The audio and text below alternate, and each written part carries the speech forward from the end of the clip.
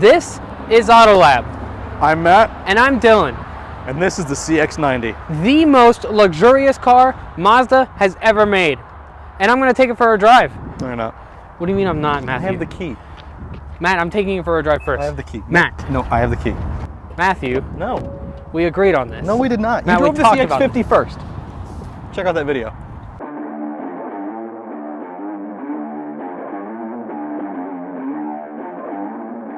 This is AutoLab. Two guys reviewing cars and filming whatever happens in the process. If you like what you see, subscribe and check out all of our other social media.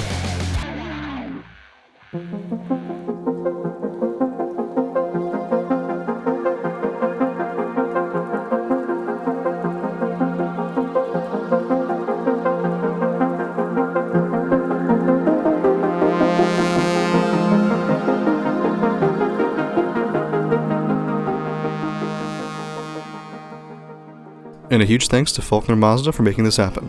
Check out Faulkner Mazda if you're interested in purchasing a new vehicle. Their information will be in the description. So this is the brand new CX90 from Mazda. We're going to be doing two videos on this. This one is the first one where we're just kind of allowed to drive it around the lot, kind of give our general opinions of it and tell you what's going on in the car. So, pardon the background from kind of looking a little weird while we kind of just drive through this parking lot. Initial driving quality impressions are excellent. This car feels amazing. All the different drive modes and everything make this car behave differently in every single way. No matter what drive mode you put it in, this vehicle behaves a different way. If you put it in sport, you start to have a more sporty suspension and a sporty steering. If you put it in normal, it feels pretty much like a normal SUV. And if you put it in off-road, the suspension kind of starts to move a little bit and you kind of feel more body roll.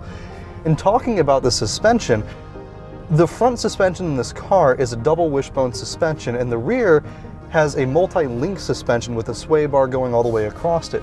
So no matter what you do in this car, it feels confident in every corner and it just feels great to drive. And I'm going to talk a little bit about the interior because a lot of the interior aspects of this car play a lot into its drive quality. Everything in here that pertains to drivability has been updated from Mazda. This car has a completely digital gauge cluster. It's their first full digital gauge cluster and it gives you plenty of information. You can update it, make it look however you want to, and it gives you so much information that pertains to how you drive. And then on top of that, you also have a heads-up display that just tells you how fast you're driving. And on top of all of that tech, you also have full 360-degree cameras around this car that give you more information. The focus on safety in this car is amazing. So as you saw in our intro, Dylan has been dying to drive this car and he hasn't driven it yet. So I'm gonna go ahead and park again and he's gonna give you more information about the interior and specs. Woo! Okay. Let me bring the seat up real quick because Matt likes to let it sit super low.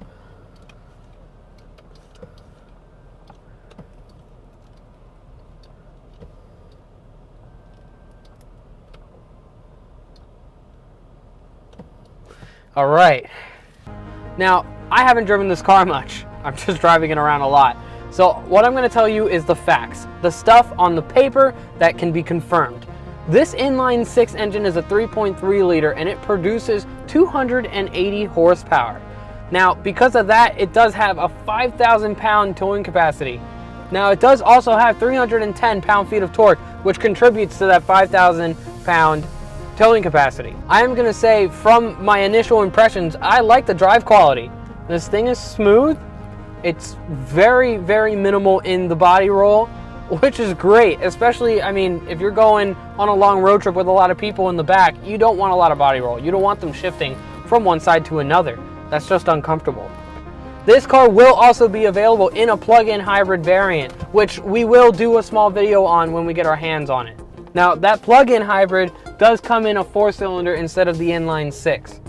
I, for one, was pretty excited for this inline 6 engine because when I saw Mazda patented it, I thought it was going towards an RX-7. But I'm kind of happy that it went towards this because this car is amazing.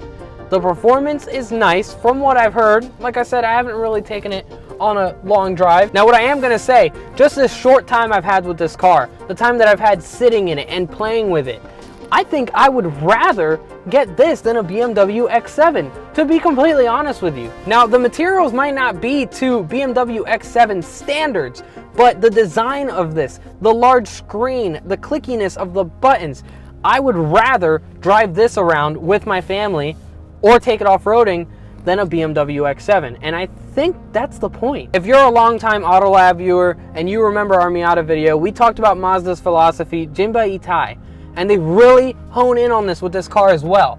It means horse and rider are one. You're supposed to feel like you're in tune with the vehicle, like you're connected to it. And this car does project that feeling. It does show you that that's what they wanted with this car, just like with the Miata. Now, the steering in this is not as numb as the CX-50. It is electric, but I can still feel the sensations very similar to the Mazda 3. And I think this car really does just fall into that philosophy of not sacrificing luxury for sportiness, or the other way around, just like I said in our Mazda 3 video. Now, there is a lot to talk about this car, and I could sit here all day and go on, but I'm gonna give Matt a chance to talk about it as well. So I'm gonna park it, get a camera set up, ask Matt to come out, and we'll talk about it.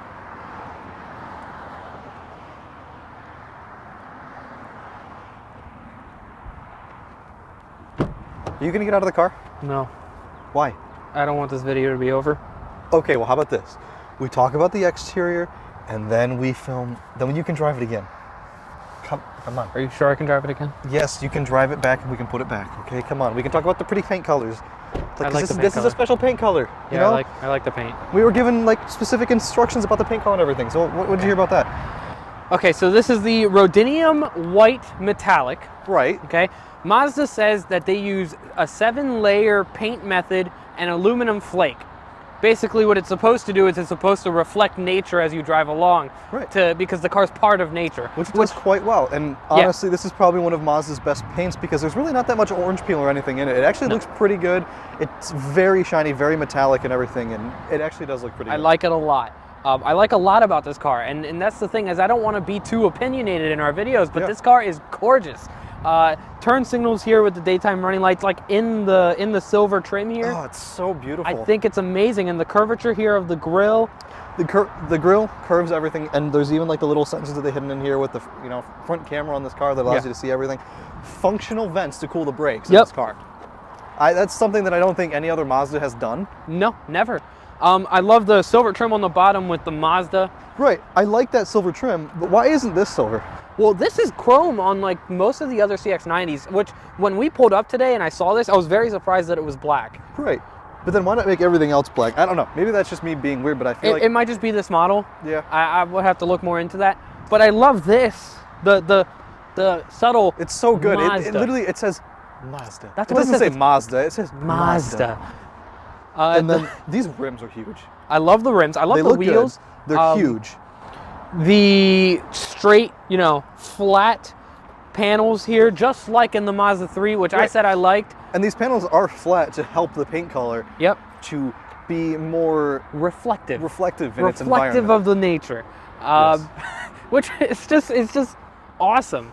Yeah. The way that Mazda loves their cars to be in tune with the driver, in tune with the scenery that it drives through, is just an awesome philosophy. It's called Jinba Itai, as we mentioned before. No, that's Jinba Itai is horse and rider is one. What's the other one? It's their Kudo design language. Kudo design language. Kudo design language. I get those two confused. It just works. Every Mazda car, especially all the new ones, they're just gorgeous, in my opinion. I mean, a lot of people might not agree with me. Maybe everyone agrees with me, but I think they're gorgeous. They are gorgeous. I don't even see a single panel gap on here that's out of place. Oh, yeah. The build quality is amazing. Better than it used to be. It's a lot better than it used to be. Back when Mazda was owned by Ford, there were problems. Yes. And I think that was Ford. I don't think that was Mazda, because now that Mazda's on its own, look at this. No panel gaps and gorgeous looking cars. It's gorgeous. The trunk, it opens on its own. All right, before we open it up, I want to talk about the design back here, because LED turn signals there that do like beautiful. You see the fade out that they do? Yeah. LED lights there, and I love how they like extend all the way almost to the middle there. They do, but it kind of looks like a Halo sword. Right? Like it looks like half of a Halo sword. Which looks beautiful, truthfully. I mean, I like it. I like it a lot. love it. And I saw some people saying that they don't like the kind of like slant here that it has, but I think it flows. I think the only curvature. thing I will say is the rear doesn't match the rest of the car. I think it does, and I can see. Look But at how aggressive the front was, and this kind of looks like a sloped SUV. See, but I think it's a good mixture, right? Because It this is. is supposed to be luxury. It's not supposed to be super aggressive. Oh, it has that? Yeah, it has it. Huh. I There just you tried go. it out to see if it did. Motion activated. Huh. And rear seats that fold down. Lots of space back here. You've got an AC power outlet back here. Okay, I am a little upset that these aren't automatic closing down seats, Yeah. folding down seats, because a lot of newer luxury cars have automatic folding down buttons, seats yeah. and buttons to bring them back up. It's not the biggest thing, but for $54,000, I would kind of You expect would like it. to see that. And it is, I mean, it is a little, it's like it's lacking that. Yeah, but it's still Not cool. that this is a big deal, right? I mean, pulling that up is not really a big deal. It's not a big deal, but for $55,000, I would kind of expect it. AC power outlet, like I was saying, 120 volts. 120 volts, and you have the power adapter. Goes and down everything like that, else. yep. Okay, so now that we're done talking about the exterior, how don't we hop inside and go over everything in there? Yes, please. Okay. All right. What do you think? Dude, I love this car. Okay. I'm gonna turn my heated seat on real quick. Okay. See, now that's the thing. Heated seats in the back, I've always been a luxury to me. Oh no, they definitely have, especially since I have my own climate control back here. Yeah. I love so much about this car. I don't even know where to get started. I mean, the Nappa leather feels great. And you were saying Nappa leather might not be the most luxurious thing, but I think it's good enough. It's not the most luxurious thing, but for a car that is trying to kind of imitate higher luxury cars at a cheaper price, Yes. it feels fantastic. Yes, Steering wheel feels great to hold. All the materials that I touch are amazing. You're talking about an SUV that's 3 rows at 54 grand for its highest trim. Okay, that's about as much as the top trim Toyota Sienna. Okay, and this is miles away from it. Oh, I would miles much rather away. have this than the Toyota Sienna. Yes. This is, heated ventilated seats all the way around. You've got other luxuries like the 360-degree cameras, Bose heated audio, steering wheel. heated steering wheel. Remote start, auto And start stop, with The a bunch of other remote stuff. start is on the app. Uh-huh. Okay, but it's Mazda gets a lot of criticism about the key, right? It may be big, but it doesn't have a remote start on here. Yeah, that is a little weird, but But you have it on the app. exactly. There. And do they have the digital key yet? I don't think Mazda has They digital don't have key the yet. digital key. Yeah. But they do have over-the-air updates, so it's possible that may come in the future. Yes, because the technology is in the car. Right. So it's very possible that will come in the future, and that could make it a lot better, where you don't even have to carry the key. Yeah. And you can even set a schedule to have the remote start come on whenever you want to. And you can choose the climate control and everything on those apps. And this is Mazda's first implementation of a fully digital gauge cluster, which we'll put some B-roll of it, but oh my God, I love this digital gauge cluster. Sorry, I got distracted. That's fine. In sport mode, it looks super nice with the red dots. I And was talking about it earlier. It looks oh so my good. God. I mean, I've seen a lot of gauge clusters in my time.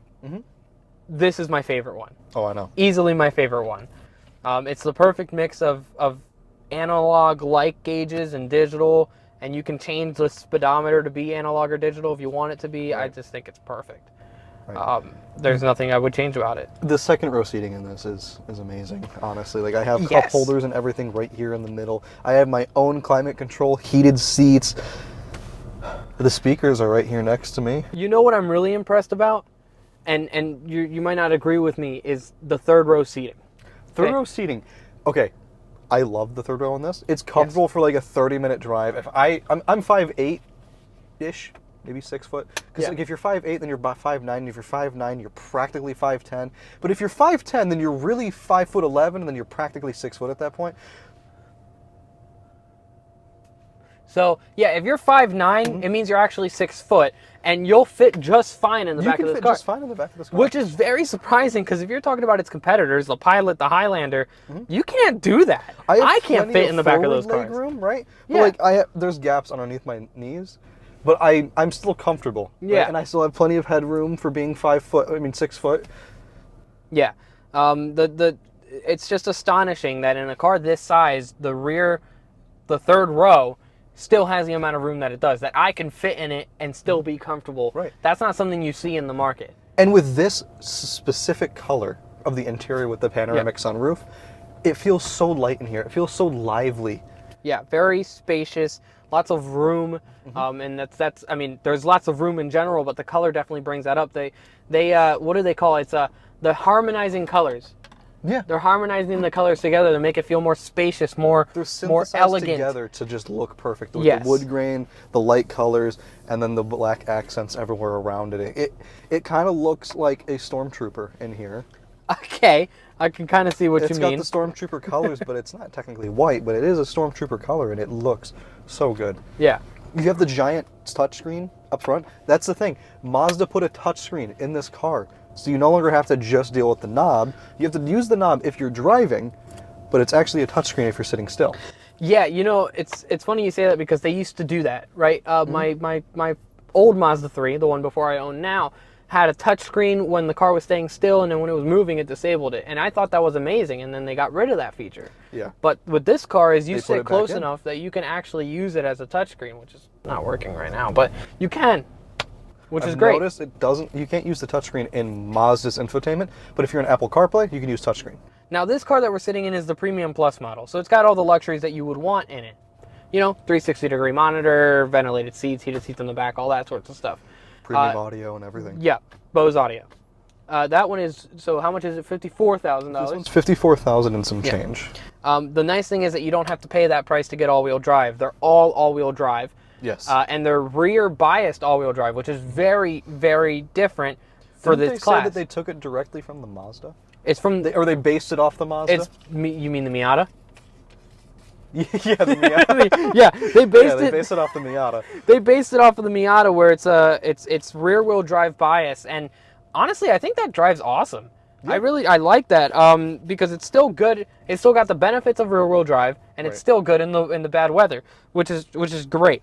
They've upgraded the iActive and SkyActive safety features in this, so all the sensors are upgraded, all the cameras play a part in its safety features. Yes, it's just a very safe car. The lane keep assist and adaptive cruise control and everything is amazing, and you really feel it, right? I mean, when you're driving, you really feel safe. I feel cocooned in this car, like nothing can hurt me, and that's you feel safe and awesome. You feel comfortable, right? All right, so you want to do a conclusion? Yeah, but I think we should put it over some B-roll so that we can let the car speak for itself as well. I agree. Mazda is reaching for upscale brands. They want to bridge the gap between luxury and economically priced cars. The CX-90 is the biggest attempt at this goal, and it works. The first time I sat in this car, I realized that Mazda is about more than just giving us a car to exist in, but a car to exist with. A car that portrays what Mazda is and who their owners are. Thanks for watching. Check out autolab.media to see our written reviews and other content, and like and subscribe to see more future content on YouTube.